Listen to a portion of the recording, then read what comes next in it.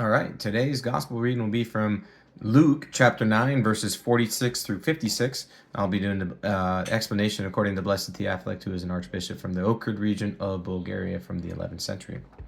All right, so 46 through 50. Then there arose a dispute among them, which of them should be greatest. And Jesus, perceiving the thought of their heart, took a child and sent him by him, and said unto them, Whosoever shall receive this child in my name receiveth me, and whosoever shall receive me receiveth him that sent me. For he is that is the least among you all, the same shall be great. And John answered and said, Master, we saw one casting out demons in thy name, and we forbade him, because he followed not with us. And Jesus said unto him, Forbid him not, for that he is not against us. He that is not against us is for us. And the explanation here. The passion of the vainglory overtook the apostles. It seems to me that this passion arose among them because they could not heal the demon-possessed child. It is likely that they were quarreling over this failure, each one saying, It was not because of my weakness, but because of your or someone else's weakness that the child was not healed. And this kindled an argument between them as to who was the greatest. But the Lord, who sees the heart of each man, intervenes before this passion could increase, and he hastens to cut it out by the roots. For the passions are easily defeated when they have just sprung up, but they are difficult to root out once they have grown to any height. How does the Lord cut away this evil? He takes a child, the evangelist says, and shows him to the disciples, teaching them that we ought to cultivate in ourselves the same kind of disposition that children have by virtue of their tender age. Young children have no knowledge and experience of evil. They are simple and uncomplicated. They are not troubled by thoughts of vainglory and rank. Whosoever shall receive such a child in my name receiveth me. What he means is this. You think that if you appear to be haughty and important, you will make a pleasing impression on the crowd, and greater numbers will welcome you. But I say to you that I rejoice in simplicity, and simplicity is therefore such an essential mark of my disciples that whosoever receives that the most simple and guileless man as my disciple, for this is what in my name means, receives me.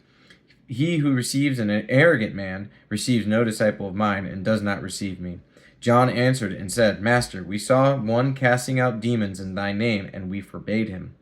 Is there a connection between these words of John and what the Lord had just said?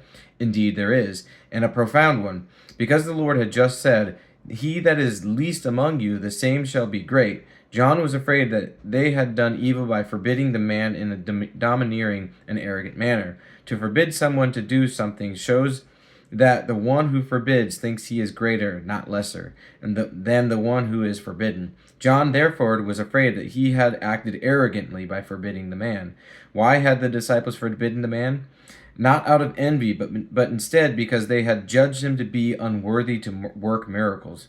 For the man had not received together with them the gift of working miracles, nor had the Lord sent him out as he had the disciples, nor was he even a follower of Jesus. What then does the Lord say? Let him do what he is doing.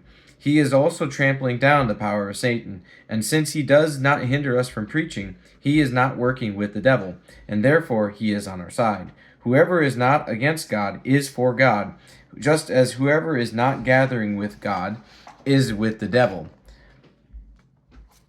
Marvel with me, O reader, at the power of the name of Christ. See how divine grace is at work even in those who are unworthy and not his disciples, when only Christ's name is spoken. Therefore, if a priest is unworthy, nevertheless God's grace is still active, sanctifying all, even though the priest is impure.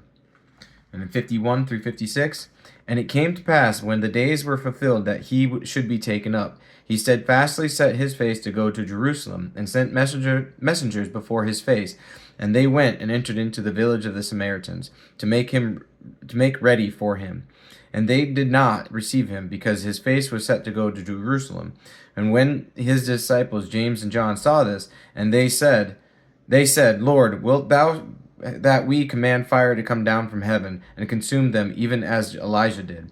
But he turned and rebuked them, and said, Ye know not what manner of spirit ye are of. For the Son of Man is not come to destroy men's lives, but to save them. And they went to another village. And the explanation here, what does this mean? It came to pass when the days were fulfilled that he should be taken up. It means that the time was at hand for him to endure for our sake the saving passion, and to be taken up into heaven, and to be enthroned with God the Father. Therefore, since the time was at hand for his passion and his ascension from this world, he determined to go about no longer from place to place, but to go up to Jerusalem. He steadfastly set his face, means that having made his decision and fixed his will upon it, he resolutely determined to depart for Jerusalem.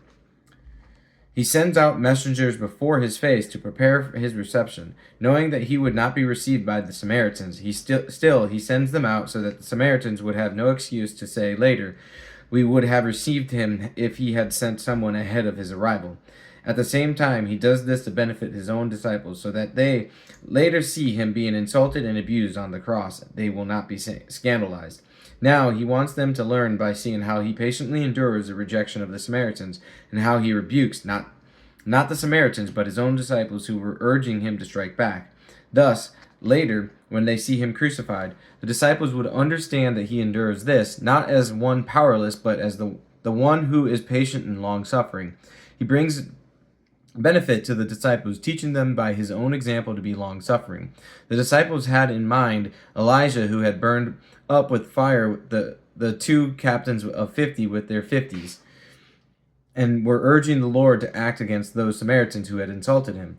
They did this because they were not yet perfected in virtue. To show them that his law is on a higher plane than Elijah's conduct, the Lord rebukes them and turns them away from such an intention, teaching them that instead to endure insults meekly.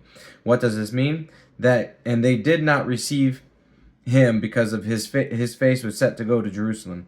Does this mean that the reason why the Samaritans did not receive Jesus was because they saw that he himself had decided to depart for Jerusalem? No, or if we understand it in this manner, those who did not receive him are without blame. Instead, we